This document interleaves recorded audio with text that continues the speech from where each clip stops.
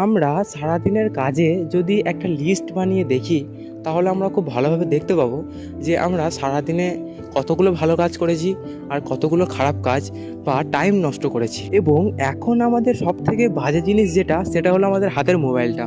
আমরা এই মোবাইলে হয়তো আমরা অনেক ভালো কাজ করে থাকি, কিন্তু তার থেকে বেশি পরিমাণে খারাপ কিছু দেখি বা খারাপ কিছু দেখে টাইম নষ্ট করি, যেমন ফেসবুক রিলস, ইউটিউব রিলস, আরও অনেক কিছু।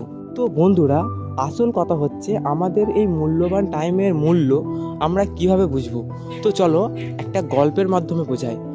তো এক সময় এক লোক, মনে করো একটা লোক, সে একটা সমুদ্রের ধার দিয়ে হেঁটে হেঁটে এগিয়ে যাচ্ছিল। তো তার হাতে অনেকগুলি পাথর ছিল। সে একটি করে পাথর ফেলতে ফেলতে যাচ্ছিল, মানে সে এক পা করে এগোচ্ছিল আর একটি করে পাথর ফেলতে ফেলতে যাচ্ছিল।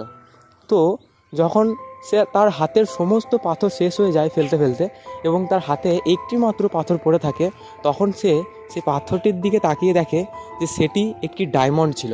তখন সে বুঝতে পারে যে তার হাতের এতগুলো ডায়মন্ড সে সব সমুদ্রে ফেলে দিয়েছে।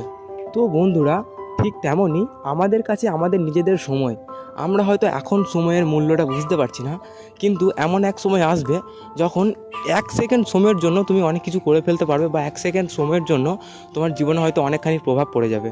তখন তোমার সময়ের মূল্য তুমি বুঝতে পারবে। তাই এখন থেকে সচেতন হয়ে তুমি তোমার মূল্যবান সময় তুমি তোমার মূল্যবান কাজে লাগাও, যাতে তোমার জীবনকে আরও এগিয়ে নিয়ে যেতে পারো।